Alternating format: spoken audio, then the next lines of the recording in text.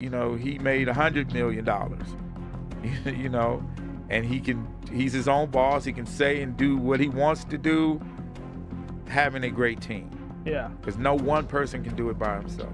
That was the core of the team. Gotcha. And it was a tremendous sacrifice, especially for me. I worked like 15 years straight, 7 days a week, 20 hours a day. Wow.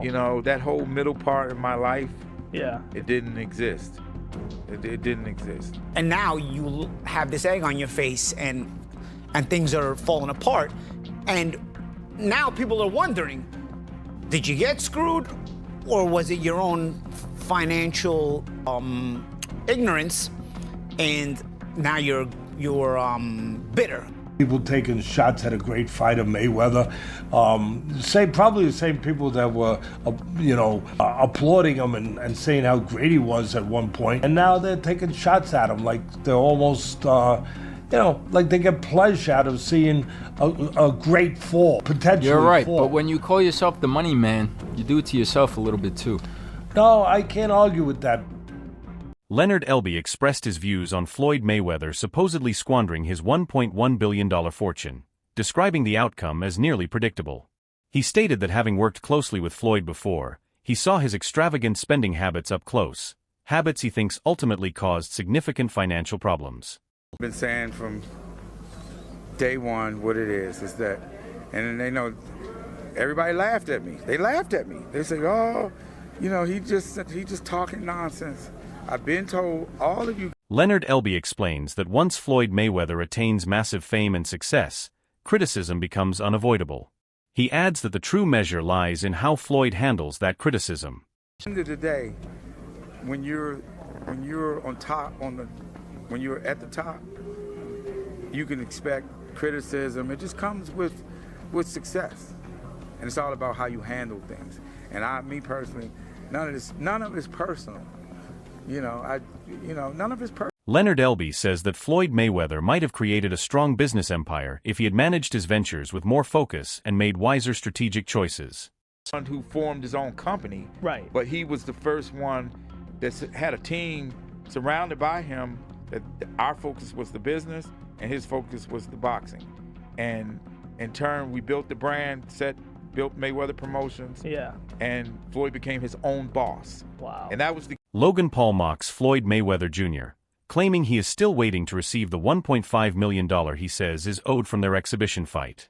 Because he's still waiting on the 1.5 from Floyd Mayweather. He made this video simultaneously with the beef with Le'Veon, and I don't know, maybe it's coincidence, maybe it isn't. Floyd Mayweather versus Manny Pacquiao 2. The fight nobody asked for except me. I need this because if Floyd wins, he can finally pay me my 1.5 million. I don't care about the legacy fight. I don't care that these men have a combined age of 100 years. I care that Floyd Mayweather, the best boxer alive, uses those same hands that made him 100 million to Venmo me my money. And Floyd, if you're watching this, win it and pay me back or I'm gonna send my goons after you.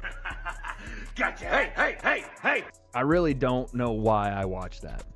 Yeah, listen, dude. Logan is, again, functionally a coward for not doing this. I was really excited for it, too. I couldn't wait. That was about to be content, son. But, I mean, okay, yes, I understand if he is under WWE contract, they're not going to allow him to do so. Teddy Atlas notes that many who once praised Floyd Mayweather are now criticizing him, mocking him, and laughing at what they view as his greatest downfall. Oh, yeah, like you said, he was Mayweather, Money Mayweather, and now he's suing because he went through his money, blew his money, whatever. Look, I don't know what the truth is fully in there. I know Steven Espinoza was named. He ran Showtime at the time.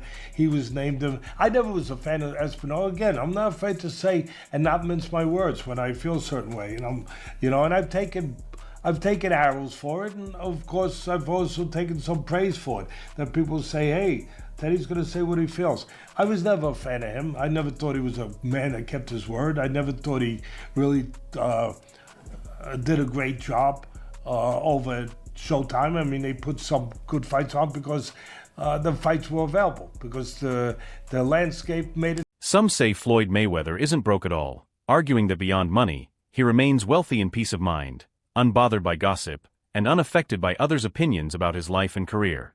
Where Floyd is rich at right now? What's that? His peace of mind. When I send him things, like I send you things when it's pertaining to you, when he gets the time, he'll call me and he say, hey, Wack, what's that? And I tell him, he said, that's nonsense.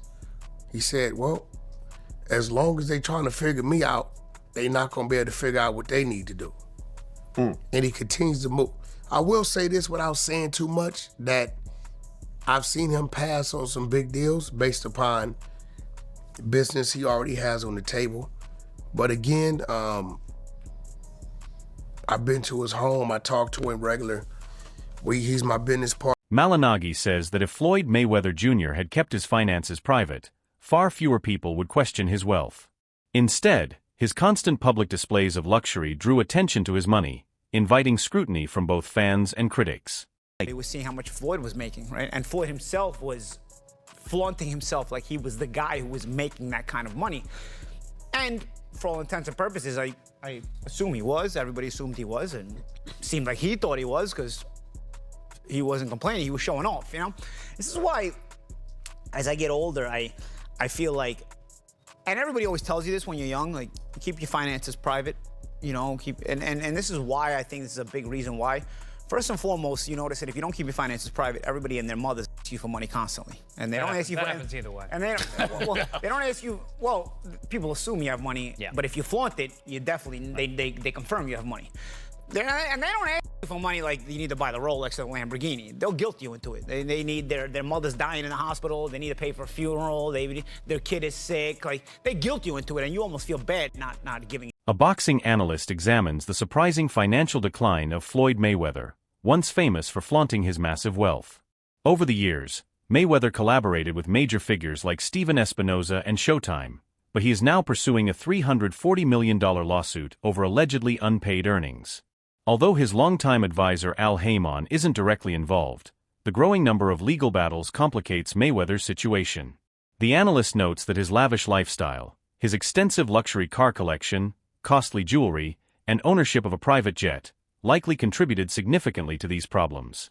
That we're going to go through in this video. Now, I've been covering boxing for double-digit years. Allow me to take you through it. A simple Google search shows Floyd Mayweather. You type in his name, you're going to see some fight photos and whatnot. But the top stories, and there's multiple stories, and we're going to take a look at some of them. But as mentioned, Business Insider is now reporting what you see on the screen, that Floyd Mayweather is being accused in lawsuits of owing millions of dollars for luxury watches, gold, and rent on palatial apartment, right? The bullet points. Floyd was sued for allegedly failing to pay rent on a luxurious duplex in... Luxury apartments, high rent, and unpaid bills started accumulating, eventually resulting in lawsuits. One Miami couple who owned a condo he rented reportedly claimed Floyd Mayweather fell behind by about $500,000 in rent. Although he initially made payments, reports indicate he later stopped responding to collection attempts. Analysts suggest that a pattern of overspending, poor financial management, and heavy dependence on others for money decisions may have caught up with him. The situation underscores a broader truth. Fame and fortune don't ensure long-term stability, and even top athletes can face serious financial trouble if their wealth isn't managed properly. Oh, I don't know, like, there's guys who have a lot of money, okay? For me, I could go into a jewelry store, spend 20,000 at the time, like nothing. Like, you know what? I didn't plan on going there. I bought a Ferrari. I went with my friend to go check out a Ferrari he was gonna buy. I went there and I'm like, I got this in my account. I could buy this right now. You know, like that. You know, and I'm not saying that's smart. What I'm saying is, your accountant must have loved you. yeah, really. but what I'm saying is, I got good money for that when I sold it. I gotta be honest. The used car market came back at the time. But anyway, what I'm saying is, it could go like that, okay? That kind of money. But bro, $340 million? Well, that's not Ferrari, bro. That's a lot of Ferraris, a lot of houses. But Floyd had a lot of Ferraris. And that's the thing about Floyd. Like, yes, is that way too much money? Yes, that's a crazy amount. $340 million. Malagny compares Mayweather's situation to historical cases, citing fighters like Mike Tyson who experienced huge financial losses due to mismanagement and exploitation. Both analysts emphasize that Floyd Mayweather's financial troubles didn't happen overnight. Years after earning enormous sums, issues had built up. The discussion suggests that someone may have alerted him or is now reviewing his accounts.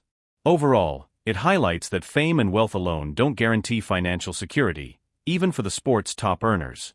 Track of an entire fight price, more than one fight, multiple fight at the height of your career. $340 million. There's nights where you didn't make that much money in a night. But we heard about stuff like this with Mike Tyson back in the day. Yeah. Big money losses, people taking advantage of him, a number of different things. Now, all that being said and done, 10 years is the point. That is the major point of all of this. Because when you look about this now, 10 years, where does this come from? It makes me think that someone's gotten in his ear. And maybe, where does this come from out of nowhere? Is he going through the books now, 10 years later? No, of course not. Someone else is. Someone else is probably telling him, hey, man, this is like this, this is like that. So you think it did happen? I don't know. I think regardless of whether it happened or it didn't, that's what I'm wondering. Unless it's coming out of nowhere, unless he literally is just getting because he's losing his mind because there's a lot of rumors about him losing money, right? Losing money, being I don't want to say destitute, but the old saying, how the mighty. Boxing journalist Dan Rafael explains that Floyd Mayweather's financial struggles aren't surprising.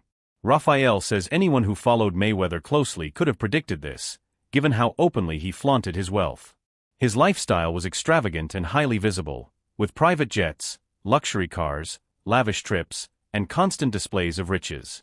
Rafael adds that Mayweather lived on a scale few could imagine, and the world saw it all through social media, interviews, and videos. But the fact that Floyd would encounter some financial issues post his boxing career is not in any way a surprise to me. When you see the types of things that, if you believe anything that he puts on his social media, the travel that he does, the places he goes, and the amount of entourage he has, that's like a money pit. Whether you're flying on private jets or you're staying at first-class hotels or you're, buying expensive jewelry and cars and bags and you name it. It's all good when you're making those gigantic paydays and they're coming in, a couple times a year. You're making 40 million here and 25 million there, or even more, 100 million plus, when he fought the big mega fights with guys like Conor McGregor and Manny Pacquiao. But when that stops, that money doesn't, it goes. Dan Rafael emphasizes that this spending pattern made financial trouble nearly unavoidable. Even someone as successful as Floyd Mayweather can see huge earnings dwindle when expenses go unchecked and lavish living takes priority. Observers watched him travel in style, purchase luxury items, and maintain a lifestyle with consistently high costs. In Rafael's view, the situation is a cautionary tale for athletes and celebrities alike. No matter how much money one earns, living beyond sustainable means can have serious consequences. The mix of visible extravagance, high expenses, and long-term financial mismanagement explains why Mayweather now faces monetary challenges despite a career filled with record-breaking paydays.